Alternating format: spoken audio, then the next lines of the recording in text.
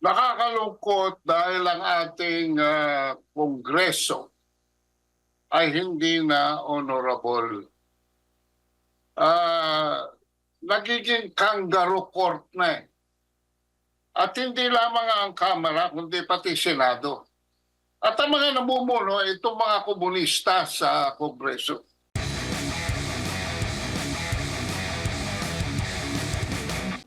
Tado, bago lang tayo magsimula sa ating talakayan ngayong umaga, may papanoorin lang muna tayo sa ating mga kababayan. Hinggil ito, kaugnay ito sa naging hearing doon sa Kamara sa budget ng opisina ng Vice Presidente. Pakinggan at panoorin po natin ito, mga kababayan. The Honorable Marcoleta, please repeat your inquiry. Yes, in connection to the earlier parliamentary inquiry, Madam Chair, I have already related the value of tradition. Parliamentary procedures, Madam Chair, grow from or are enriched by traditions, experiences, and precedents collectively gathered by the House of Representatives over years, and the institution keeps them well. That is why, from my entry in 2004 or the 13th Congress until today, I have observed the observance of that well-kept tradition. The two highest positions in government, namely the office of the President and the office of the Vice President, were duly accorded with respect and deference. I have observed that. That's why I have relayed to you earlier, in 2022, the Honorable Libanan, invoking courtesy, took him only 13 minutes to dispose the office of the Vice President. And that was quickly moved, quickly seconded by no less than our majority leader. That was in 2022. I'm not going by record, Madam Chair.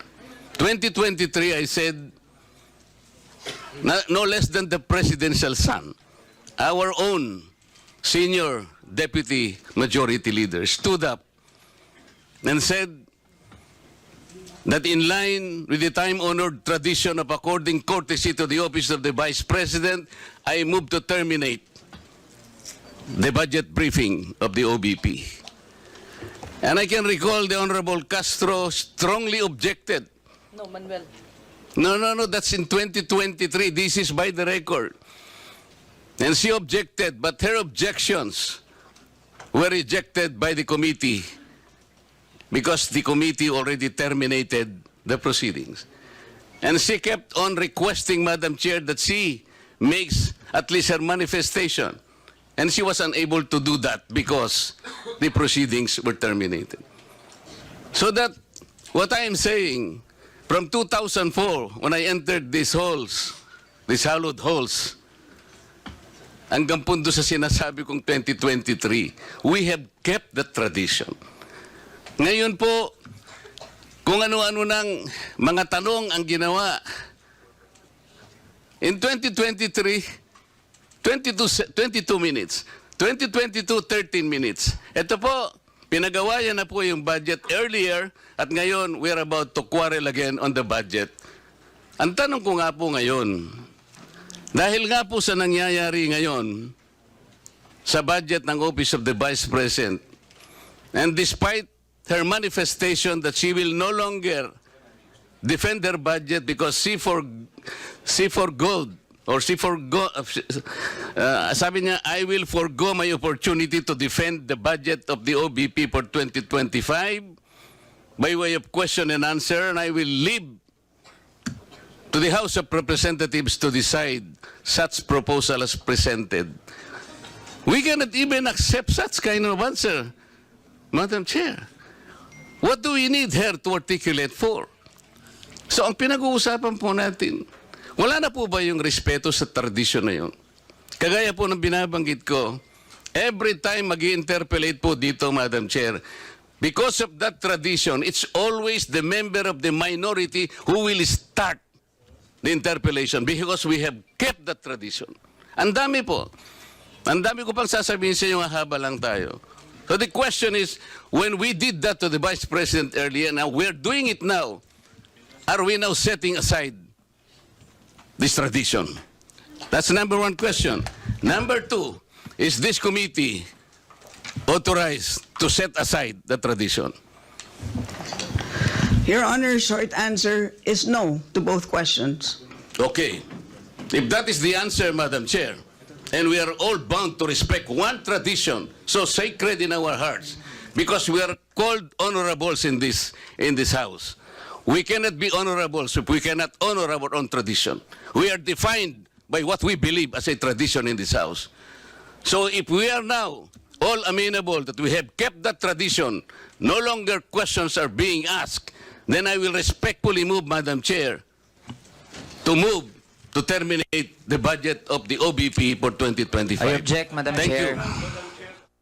Ayan po si Sagip Party List Representative Rodante Marcoleta nagmosyon kahapon po yan doon sa hearing ng Kamara na tapusin na yung budget deliberation ng Office of the Vice President. Pinagbotohan ito, nasa 3 lamang ang bumoto pabor doon nga natapusin yung sa motion na tapusin itong budget deliberation at nasa 45 na mga kongresista naman ang tumutol dito kaado. Ano po ba ang reaksyon po ninyo hinggil dito?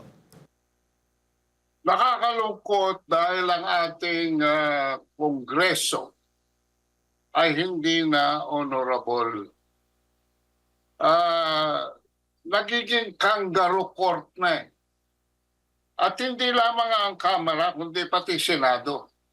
At ang mga namumuno, itong mga komunista sa Kongreso. Sa mataas na sa upper house, this is led by Risa Hontiveros, a known akbayan yata yung mga yan eh. Akbayan. And then dito naman sa house, itong mga kesyo makabayan black, no? Na puro mga kampon ng mga talunang komunista na ngayon ay nasa parliamentary na. Nagiging kangaroo court eh. Pinaiiwan ng mob rule. Wala nang Robert's Rules of Order. Wala na. Basta gusto nila, sila lang masusunod. No? And as Marcoleta is pointing out, this is a violation of parliamentary tradition. No? A violation of parliamentary tradition of which the committee has no power to change or amend. At ako'y napapasalamat dito sa interjection kasi mahaba pa yan eh. Nagkaroon pa ng maraming sagutan dyan later on. At ako'y nagpapasalamat kay Congressman Marcoleta at kay Congressman Ungap for bringing sense into this House na ngayon ay nagkaroon na naman ng honorability dahil kay Marcoleta at kay Ungap. Alam po ninyo mga kabansa, ang kupunan ng mga unggoy, no?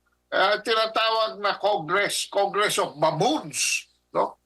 Our Congress is in danger of being dragged into this. Marami pa mga issue dyan eh. Bakit si Kimpo, yung vice chairman, ang nagko-conduct ng hearing? Nasaan na yung chairman si Saldico? Ayaw bang humarap ni Saldico? Dahil earlier siya ay na-expose sa upper house by Senator Joel Villanueva as having a long string of corrupt and a long list of criminal cases involving graft and corruption. And sabi nga isang supplier, isang contractor ng Kongreso ang ginawang tagapagbantay ng ating kaban ng bayan. So sabi ni Joel Villanueva nung siya mag-special privilege speech, ay parang nilagay mo si Dracula na siyang magbabantay ng blood bank. So ito ang mga issue ha? At halatang-halata naman na ito ay sabuatan ng Marcos at Romualdez para i-try by publicity just as the Senate is doing it dyan sa mga pogo-pogo dito naman sa House to try by publicity the office, the Vice President whom they are, according to Senator Amy Marcos whom they are having a conspiracy to impeach by sheer numbers. And this is a sort of a case build-up para sa mga inanities of accusations that is being thrown at the office of the Vice President. Opo, Kaado, nakasaad kasi doon sa letter ni Vice President Sara Duterte na na-submit na niya lahat ng mga kinakailangang mga dokumento ng kanyang opisina sa House of Representatives. At nagkaroon na rin ng kanyang posisyon, sinabi na rin niya yung kanyang posisyon hinggil sa mga issue na ibinabato nga sa kanya nung mga unang budget hearing nga ng OVP. So sa tingin mo, dapat bang pilitin si Vice President Sara Duterte na dumalo kahit na nagpadala na siya ng kanyang sulat? At ito na nga, nailatag at naibigay na niya ang kanyang posisyon, lahat ng mga kinakailangang impormasyon doon sa House of Representatives. Alam niyo kung maayos lang ang usapan, bakit nga ba hindi? Ang atin namang pangalawang Pangulo ay diretso magsalita. Hindi naman niya nagpapaligoy-ligoy. Wala naman niya mga pababula-bulaklak na mga, at hindi niya nagbabasa ng speech. No? She just casually and spontaneously answers the question. Pero hindi. Nakita natin nung nakaraang hearing sa budget ito, na pati yung mga question sa 2022 budget, insofar as her confidential funds are concerned, natapos ng issue. Yun ay na dinig na, no? Na pag-hearing na yun. At saka 2022 na yun. And we are talking about 2025. Ano pa ang koneksyon nun? Kung wala silang masamang intensyon na ipintura, o di kaya ay mag-akusa na wala naman silang pruweba, kundi gusto lang nilang mahuli ang kanilang mga resource person sa sarili nilang mga labi. Wala naman silang pruweba. They're fishing for something. No? Bakit pa sisipot dyan si Vice President Sara Duterte? Alam nyo, magkakababoyan lang sa bahay ng mga buhaya. Sayang ang oras, minuminuto dyan. Milyon ang ginagastos ng Kamara ng Senado sa mga hearing na yan. Itong mga magboboda bill, itong ang tawag dyan, stand-up comedians na ito. At by the way, mga criminal ito. One of them is even a convicted felon, guilty of human trafficking and kidnapping and abuse of minors. Siya pa nangunguna rito. Who does she think she is? And I hope, no? Huwag naman ninyo pepersonalin kayong mga nakikinig na pagkatapos ng termino nitong si Francis Castro, pag nakita ninyo sa mall o nakita nyo naglalakad sa kalsada, ibabatukan nyo. Huwag naman ho. Huwag naman ganyan. Hindi tayo katulad nila, no? Na mga convicted criminals to Bakit ba hindi matanggal ang mga criminal na yan sa ating Kamara? Bakit sila'y nakaupo pa? At bakit sila pa ang nauunang manggurgur? Sa buhatang Marcos at Romualdez to. Alam naman natin na si Speaker Romualdez ay nakipag blood compact na dito sa CPP, NPA, NDN. At yan ay nasa isang picture. I have a picture kung gusto nyo. Madadala ko sa inyo.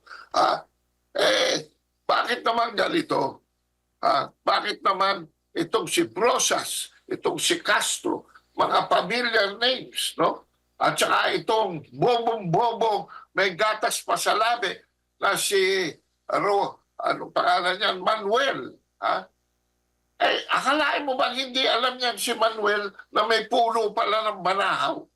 At alam mo bang ipinipilit niya na ang kwago daw ay nagkakaroon lamang ng pugat sa loob ng butas na ng puno at sa ilalim ng lupa na nakita niya sa mga fairy tales, no?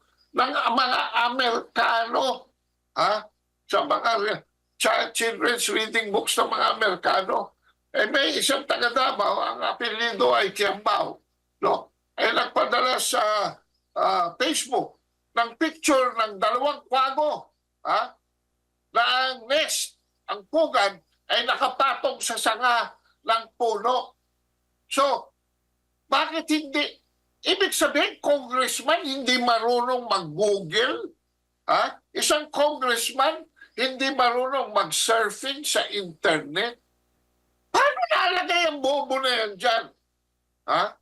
Eh dapat yan ibalik sa eskwela. Dapat yan nag-aaral ng visuals at nagpa-practice kung paano pag-Google. Eh tatanga-tanga naman eh. Mali-mali naman ang mga tanong. Oh, eh bakit bibigyan pa natin ng why are we going to give dignity to these idiots? Bakit? Pera ng bayan ang ginagastos nila dyan. Ha? Sa panggugulgol nila through the use of parliamentary immunity nila.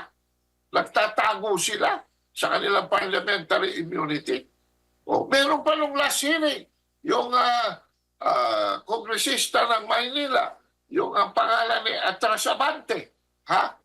Ay nag-point of order pa na hindi raw pwede magtanong ang resource person sa panel of congressman. Congressman lang daw ang pwede magtanong. Saan nangyaring kabubuhan niya? Aba, ako'y nagturo ng 6 na taon ng Robert's Rules of Order sa political science sa Beda. Ha? At provided you address your question to the presiding officer, provided you address your question to the chairman, you can ask any question because you are involved in a conversation when you are a resource person sa Congress. Ano, one way lang ba yan? Oo, hindi. At pag hindi nyo gusto ang sagot, babalatan nyo ng personal ang resource person nyo, ikukontempt ninyo, ha? Sasabihin nyo, pag nag-invoke ng right against self-incrimination, ay umiiwas. Ay mga buo mo pala kayo eh. Oh, katulad ng mga kaso na nabibinbin na sa Korte Suprema man o Regional Trial Court. Katulad ng issue ng mismong itong si Francis Castro, na mismong itong si Brosas at itong si Manuel, yung kanilang kupula ng mga komunista, ang nagdulog sa Korte Suprema. Tapos, yung issue na nakapending sa Korte Suprema, itatanong nila sa hearing, eh hindi ba sub judice yun? Paano naman sasagutin ng Vice President yun? Eh baka, alam nyo kasi, yung contempt ng Senado, baliwala lang yan eh. Ha? Baliwala lang yan eh. It does not account to anything except temporary detention. Pero pag ikaw ay sinabjudice ng korte, aba, hanggat hindi ka pinakakawalan ng buwes, ay mabubulo ka sa kulungan. Oh. Pero nandun eh. Nasa jurisdiction na ng yung mga confidential funds ng hudikatura. Eh bakit dinidiscuss pa sa Congress? Oh. Sino ba kayo? At ikaw, saldi ko. Hinahamon kita. Humarap ka. Bakit mo ayaw ikaw ang chairman eh. Ikaw ang humarap dyan para malaman natin how transparency can also expose yung mga kaso laban sa'yo. Can you imagine ang chairman ng appropriation sa isang privilege speech ng isang senador, Joey Villanueva, kung inyong natatandaan, ay binuko na isang, ang haba ng listahan ng mga demanda meron pa sa Bureau of Internal Revenue. Ay yan ang nilagay. Itang baluslos na tagabantay ng ating kabal ng bayan, chairman of the Committee on Appropriation. Ano yan? The inside job yan. Oh. Tapos sasabihin nyo, walang sabuatang Marcos at Romualdez. Manigas kayo. Hindi kami tanga. At in fact, marami na kaming ginagawa ngayon para mawala na kayo sa poder at bumalik na sa taong bayan ang gobyerno ng Pilipinas. Kaado, bago ko lang ipasa kay partner Admar at magpalabas din tayo ng panibago na namang mga videos. Dito sa pagsasalita ni Representative Rodante Marcoleta, at alam naman natin kung sino si Congressman Marcoleta, ano bang mensaheng ipinaparating nito lalo't he is representing a big organization, a big group? Aba, mag-iingat sila dyan. Dahil, although hindi yan sinasabi ni Caro Dante, ay back up yan ng pinakamalaking sekta dito sa Pilipinas. Pangatlo na lang siguro sa mga Katoliko at Muslim. No? Mag-iingat sila dyan. Baka hindi na sila babalik sa pwesto nila sa susunod na eleksyon. Si Marcoleta has very high moral ascendancy. Every time Marcoleta enters into a hearing, ako ay sumusubaybay. Bakit? Marami akong natututunan, hindi lamang sa batas, kundi sa kasaysayan ng batas at paglilitis at mga presidents sa Kongreso. Marami tayong natututunan. Never pa akong nakarinig ng kasinungalingang nagmumula kay Caro Dante. Kaya mag-ingat kayo dyan. He is an upright person and he is a man of God. I know that. Kaya yan, hindi nagsisinungaling at galit sa mga sinungaling, galit sa mga merong secret agenda. Kado, magandang umaga. Si Admar po ito. Meron na po ba sa ating kasaysayan na pinauubaya ng isang ahensya ng gobyerno ang kanyang budget mismo na dito sa mga kongresista? And nakikita niyo po ba na walang mali dito sa pagpapaubaya na lang ni Vice President Inday Sara? Kasi nabanggit na niya na lahat, yun na yung gusto nila, yun na yung panukalan nila. And kung may gusto mang bawasan o alisin doon sa kanyang panukalang budget, pinauubayan na niya dito sa Kamara or sa Kongreso. Well, yan ang test of political savvy. Alam nyo, ang ating pangalawang Pangulo ay hindi lamang magaling na abogada, hindi lamang disenteng tao, hindi lamang diretso magsalita.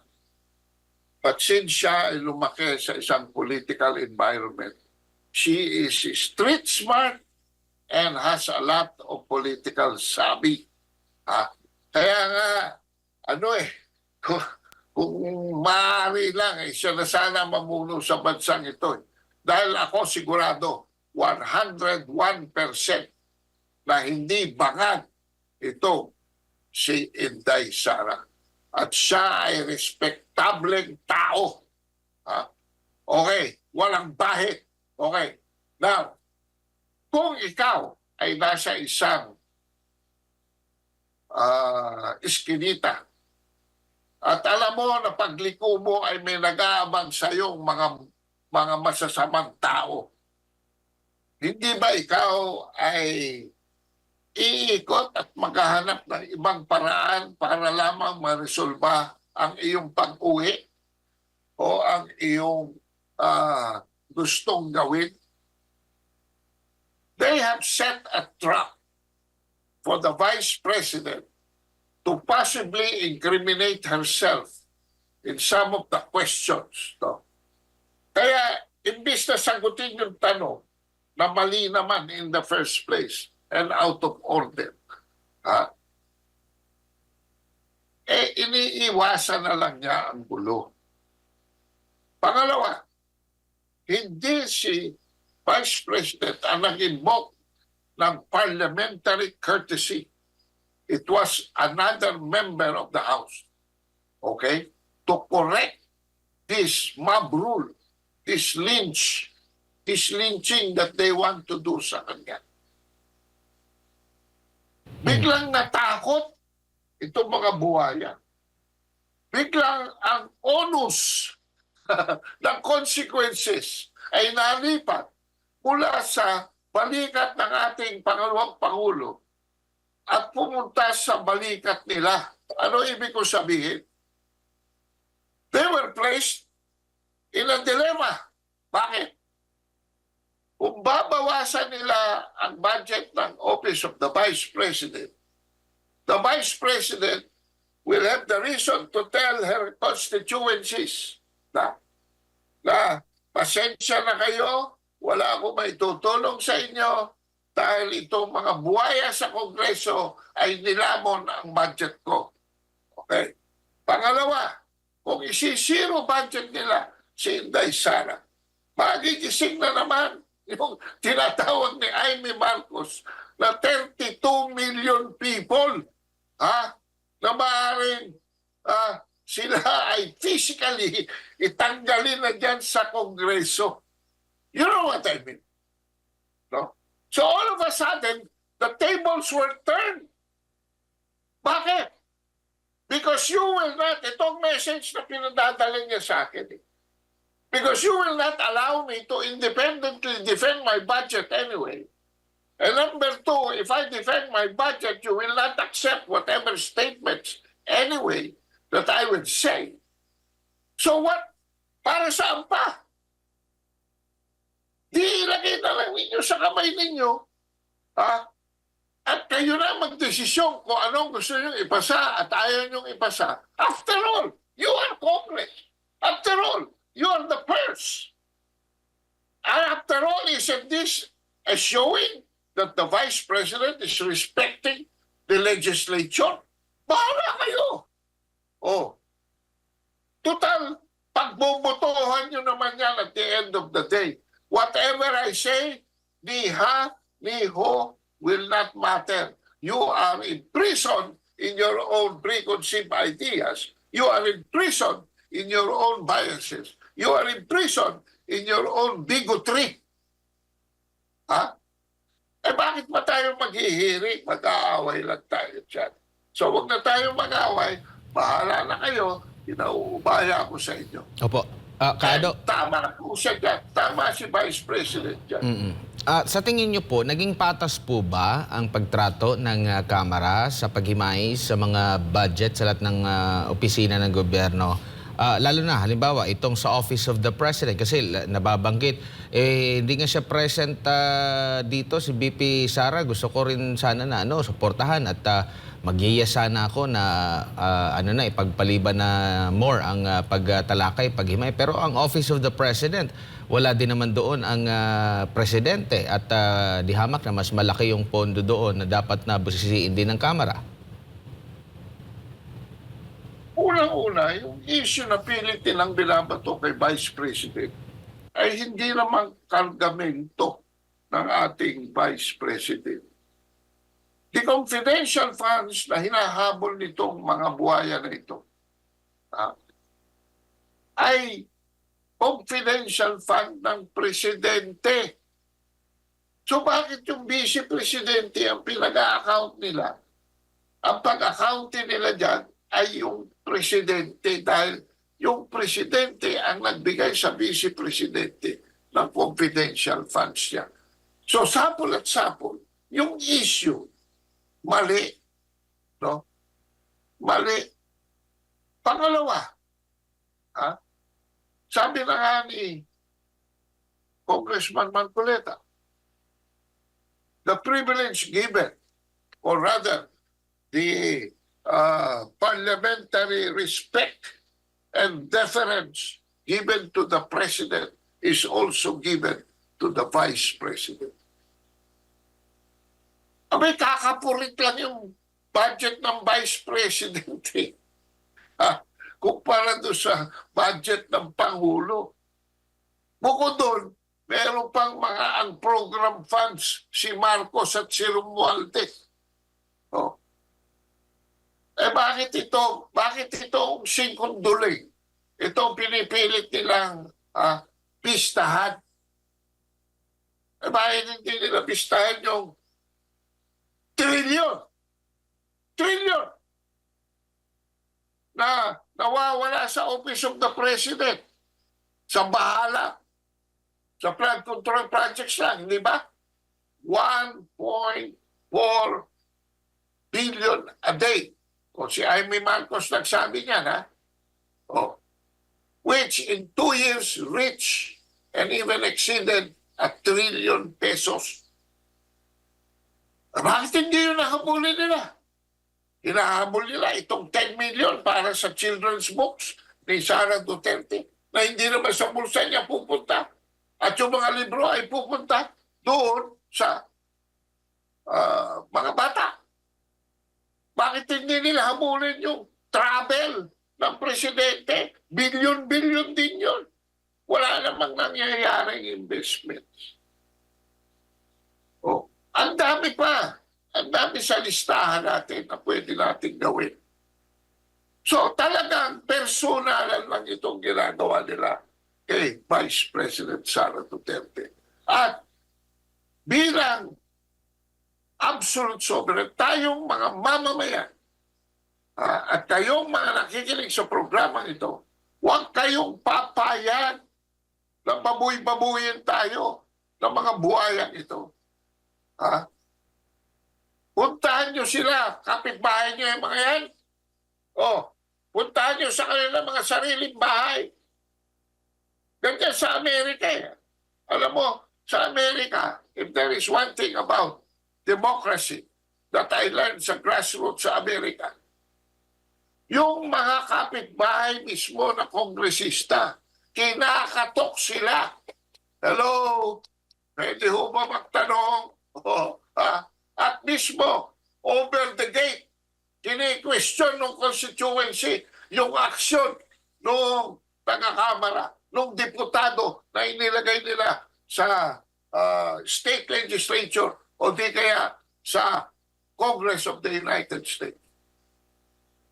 Huwag niyong sabihin na dahil ang plate number ng congressman na yan ay 8 at ang plate number ng senador na yan ay 7, ay hindi nyo na sila pwedeng katukin sa mga sarili nilang bahay at magtanong kung ano ang nangyayari sa mga buwis natin na parang ginagamit lang nila na petty cash. Sino ba ang pinakamalaking graft and corruption at saan nangyayari yan?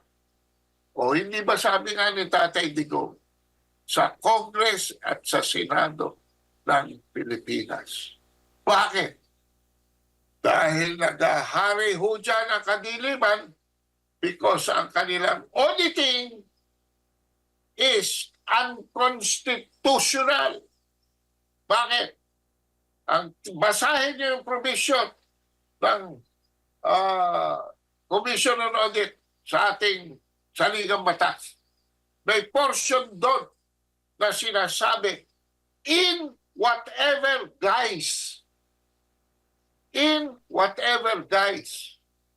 which means, in whatever form or substance, hindi pwedeng hindi pa ilalim ang anumang ahensya ng gobyerno sa Commission on Audit. At pag sinabi yan, ang pinag-uusapan natin ay hindi yung mga exceptions that are given under powers that they have sa Commission on Audit, but yung rules.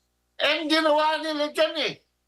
Yung exemption ng liquidation by certification, ayun na ang namamayaning rule ngayon. yung exception naging rule. Ha? Yung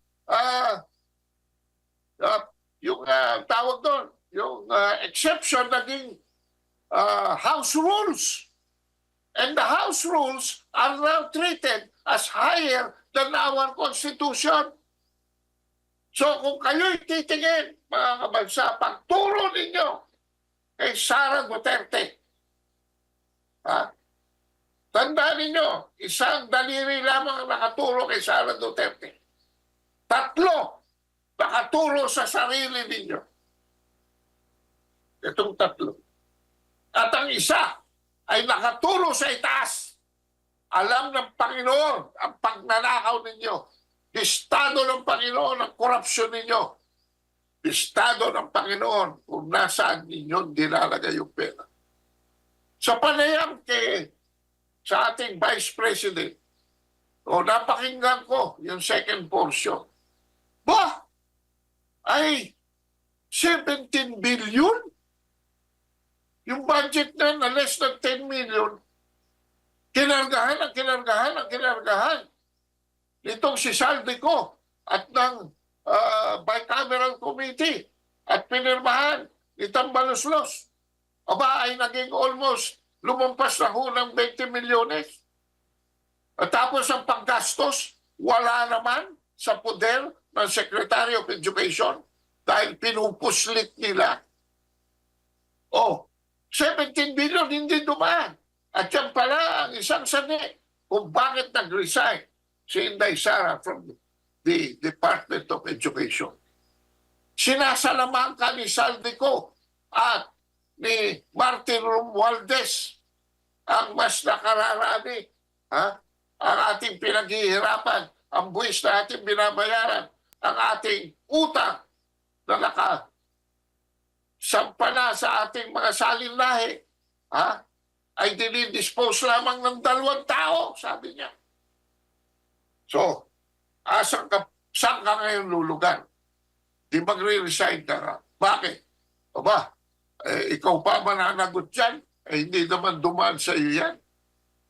Ganyan ho ang sistema ng ating korupsyon. Kaya sinasabi ni Tatay Digong, ang pinaka-corrupt ay ang Congress at Senate of the Philippines.